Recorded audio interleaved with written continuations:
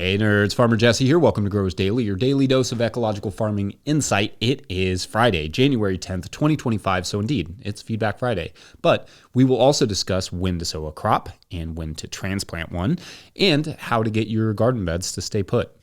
So let's do it.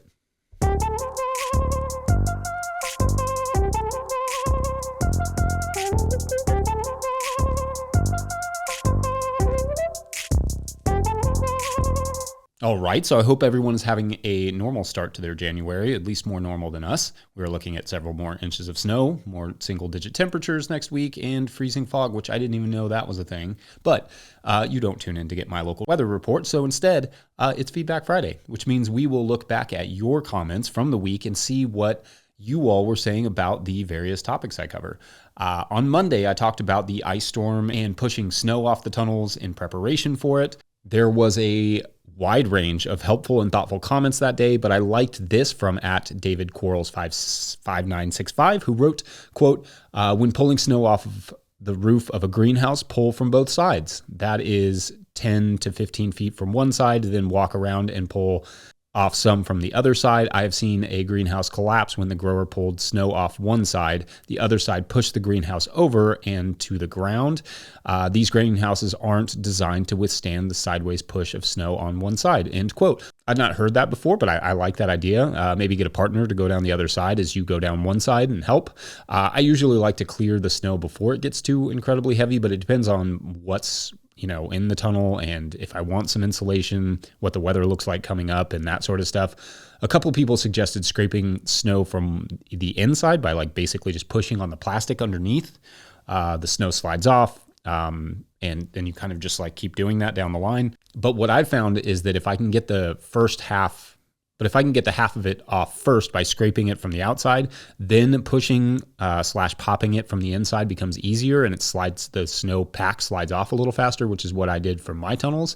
I try to reduce the amount of time I spend pushing on the plastic from underneath because that motion can wear out your shoulders after a while, and maybe I'm getting to that age where stuff wears out your shoulders. But I also don't love pushing on the plastic from the inside out of fear of accidentally ripping a hole in it. This was especially true once we got an ice layer that was basically just like a quarter or half inch of ice laid on top of it, and it made it really, really hard. But I appreciate everyone's ideas and thoughts on clearing the tunnel. It was very fun.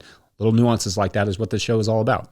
On Tuesday, we discussed do farmers need microscopes and also some of the changes going on with no-till growers, specifically that our budget has shrunk considerably and we're going to cease creating additional podcasts for the foreseeable future. I get into more detail there, but basically our goal is to give all of our information away for free as much as possible. But it's a complicated and challenging business model, as you can imagine. So we're taking a step back to reassess and figure out how we can continue to do that sustainably without killing or bankrupting ourselves in the process. I feel like this from @JohnRosier1686 summed up several of the comments I saw here with, quote, I'm definitely bummed that things are changing, but I understand and look forward to hearing what everyone is up to when that is possible. Thanks to Jesse Jackson and everyone else who have helped make this what it is, and all the best to all of them in 2025, end quote. Yeah, I mean, we're all bummed about it. But in a way, I'm glad so many people have expressed their sadness too. It means that what we've been doing has resonated, and also that the shows that decide to go independent will have that support, which I want to emphasize. Some of you will not really even notice a change because several of our podcasters are planning to keep their podcasts rolling. We will obviously help everyone to find those shows and boost those shows as much as we can and support them all that we can. We love our hosts dearly and all the work they've put in and appreciate all that they bring to this conversation. Also, in regards to microscopes, I liked this from @JJClark1313, who wrote, quote, this farm kid grew up to be a cell biologist partly due to my dad's microscope. Looking at samples through the scope piqued my interest in science that led to an interesting career, a goodly portion of it working with light, fluorescent, and electron microscopes. The everyday farmer probably doesn't need one, but I'm sure glad my dad did, end quote. Yeah, I love the microscope. My kids love it. I thought today, since obviously they don't have school, maybe ever again at this rate, we'd look at some melted snow under the microscope and see what we see. Kind of always science class around here. Wednesday, one of the main topics was soil testing, and got a few enthusiastic comments like this from @Exodus Officer, who writes, quote, Please do more soil testing videos. It would be great if you could put the results sheet right on the screen and explain how to interpret it. They can be so confusing, especially for new users. It would be even better, maybe as a different video, if you had your first or other early soil tests available and could show the comparison between those and current test results. It would be really interesting to see how different soil parameters have changed under your management systems, end quote. I love those ideas, and maybe that is something I can pull off, but here's my great confession. You ready? Almost nothing excites me less than soil tests. I'm sorry. I just can't bring myself to care that much. And I know that is just not great as an agricultural educator. I care about the biological components. I care about the soil organic matter and soil respiration and microbial diversity. But the nutrient stuff is just hard for me. Part of this is just that the science is all over the place on efficacy and approach. Soil test recommendations can be inconsistent because although they may use similar assessment tools, they calibrate their recommendations differently, so recommendations can differ. Sometimes this leads to unnecessary recommendations, and so it can be hard to parse out what makes sense there. I do like your idea of comparing stuff, and I think it's a fine idea to test and apply the recommendations in the beginning of a garden or farm.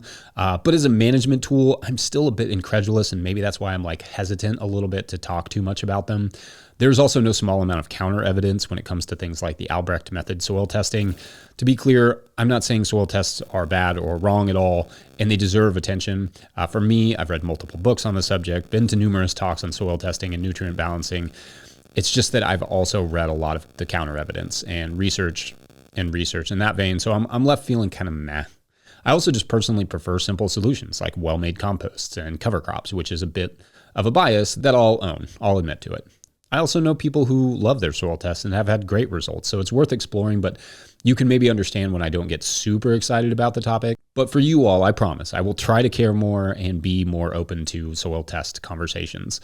Then yesterday, I discussed briefly alcohol labels and how it contributed to a decline in smoking rates, and at Jared Jackson 1504 wrote, quote, taxes. I believe the steady increase of taxes on cigarettes over the past few decades did way more to curb smoking than labels did, end quote. Sure, taxes are part of it too. So was the increasing inaccessibility, like you couldn't smoke in bars and restaurants and stuff anymore, or other public places, and public support for banning smoking in public increased dramatically over the years due to campaigns on secondhand smoking and just the risks of smoking in general. Remember, it's never just one thing that makes a big change, and that's backed up by the research. It's possible we see increased taxes in the future on alcohol as well. We'll see. To be clear, I don't know if anybody's proposing that, but that seems to be the trend. We'll see. Yesterday, we also talked about agrivoltaics, and you all have lots of thoughts on this. At Told T wrote, quote, we wanted to do this 2 years ago, but the politics and regulations are prohibitive. We live in a somewhat rural area, and smaller utilities and co-ops are forced to buy a large portion of their energy and limited in how much they can produce. The biggest energy companies have a stranglehold on production, not unlike oil.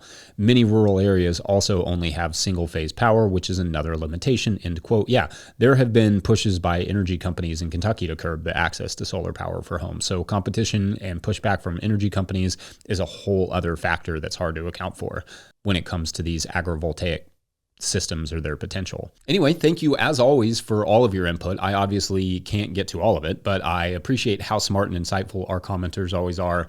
All right, I'm going to take a quick break, and when we come back, we'll get a question from one of our Patreon members, BRB. Tell me and be honest. Tell me, did you know that you would be leaving me just like the winners know? Tell me. Today's episode of Growers Daily is brought to you by Peaceful Heritage Nursery.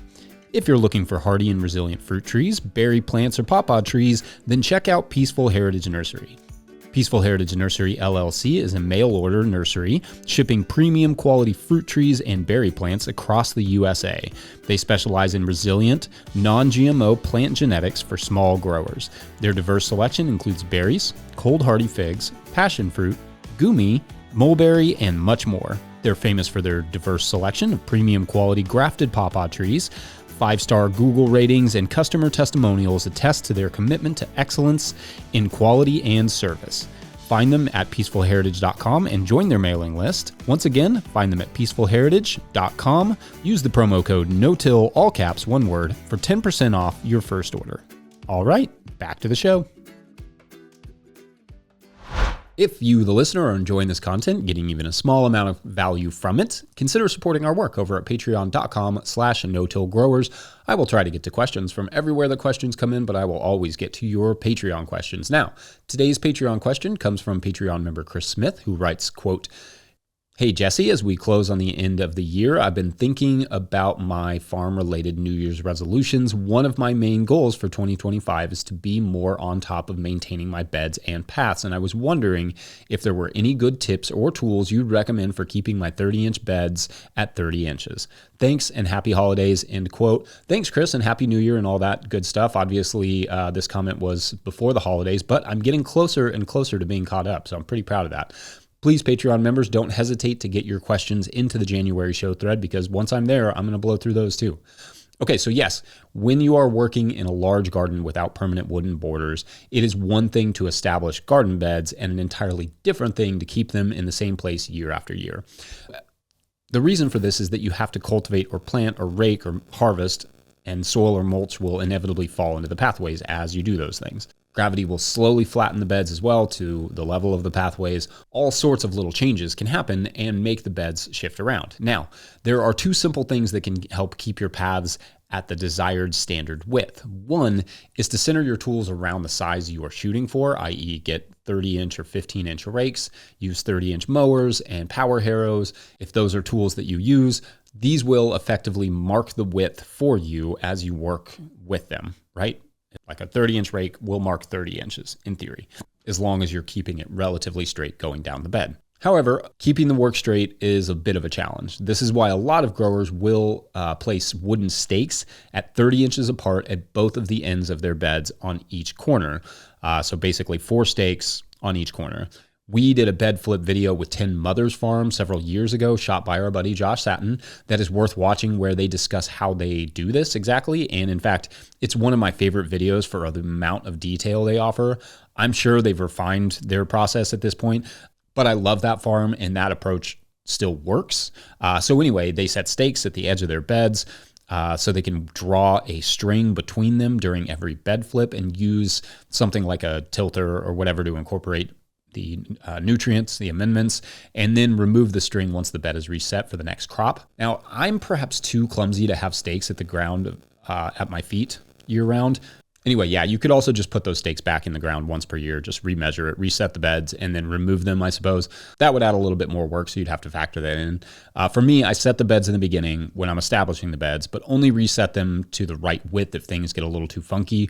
Generally, though, I can maintain roughly good 4-foot beds, which is what I use here as opposed to the 30-inch standard, just because I have the permanent living pathways kind of in the middle that don't move around quite as much as bare pathways would. Wood chips in the paths would perhaps likewise at least help for a little bit at keeping the paths and beds clearly marked. I like the wildness of my garden, and I'm okay with a little wonkiness here or there. When it gets out of hand, I just kind of fix it. But I want to emphasize that my laissez-faire approach here to managing garden bed width isn't always the best approach.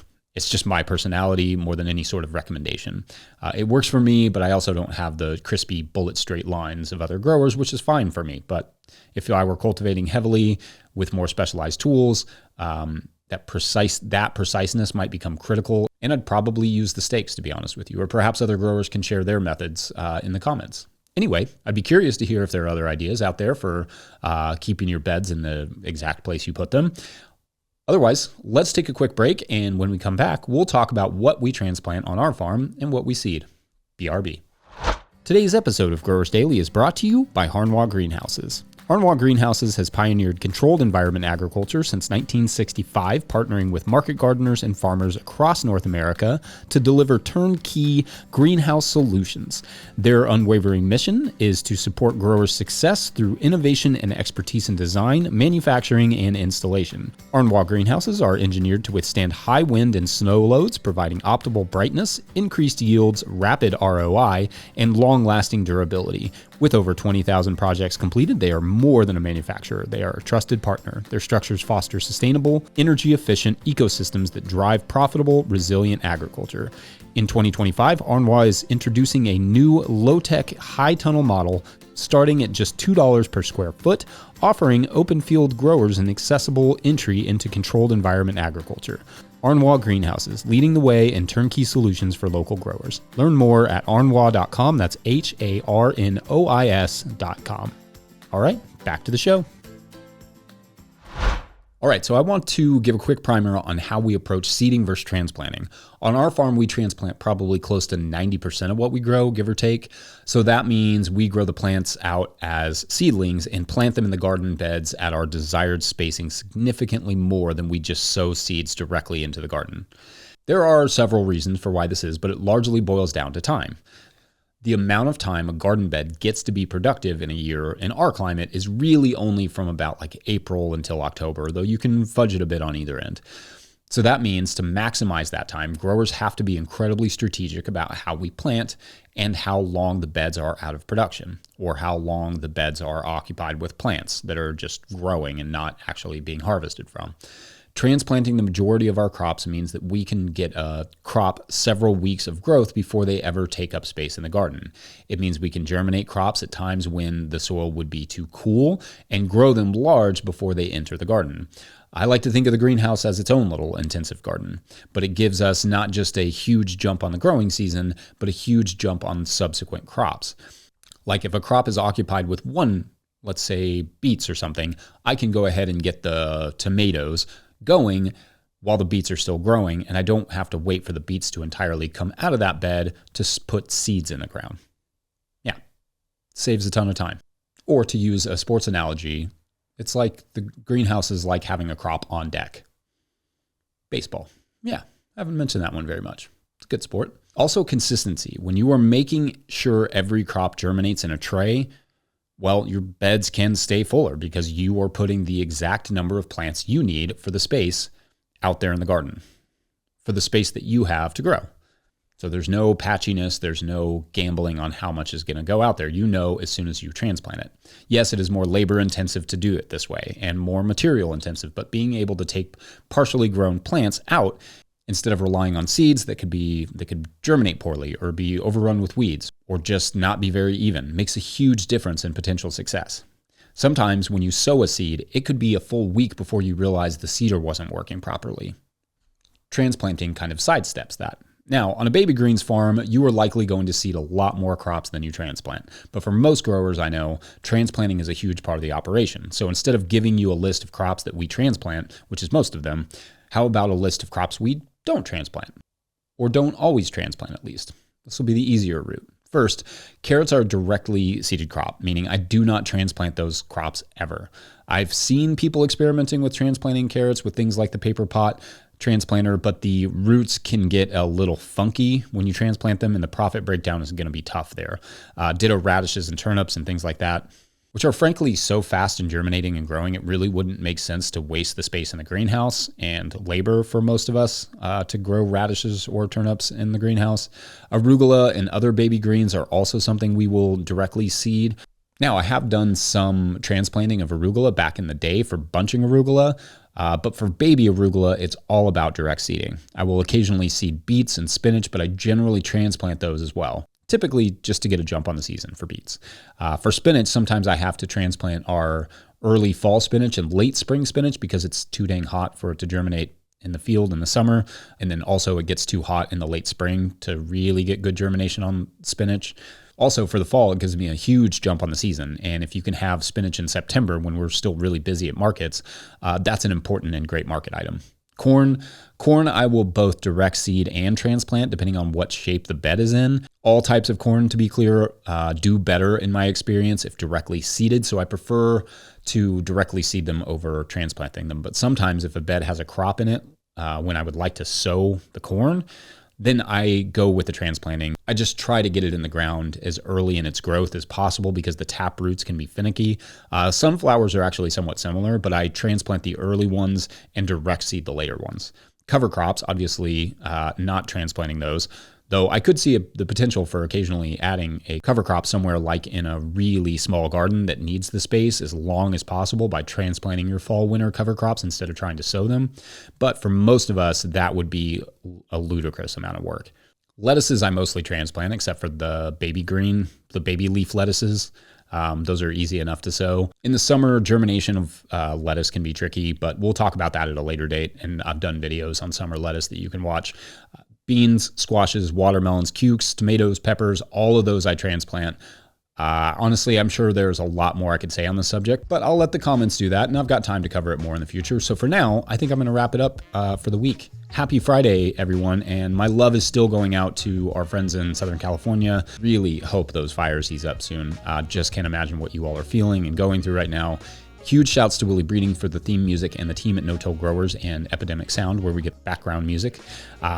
Pick up a copy of the Living Soil Handbook or the Seed Farmer at notillgrowers.com to support our work. You can always hit up the forum at notillgrowers.com if you want to chat with the other growers who are obviously into this nerdy stuff. Big thank you to everyone over at patreon.com/notillgrowers, where at a certain level, or if you just bump up from one level to another, or just sign up in the month of January, you get a shout out in the show. So big shout outs today to Forecaster, Jesse, great name. I heard it's one of the best. Malachi? I'm not sure that is Malachi. Malachi? All of the above. All three of them. William Hudgens and Jesse Hammond. Great name. I heard it's one of the best. All right, this one is giving me these names. This is giving me, especially with one like Forecaster, this one is giving me like it's a bit of fan fiction about the costume designers for Gotham's greatest supervillains. And they all like to regularly get together and discuss some of the challenges of sourcing materials and working with such personalities. Forecaster, who is famous for designing Mr. Freeze's outfits, costumes, but he doesn't like calling them costumes. Anyway, Forecaster is arguably the leader, but the politics are part of the entertainment of this particular work. So anyway, great stuff. Have a great weekend, everyone. Thanks for watching and/or listening. We will see you on Monday. Bye.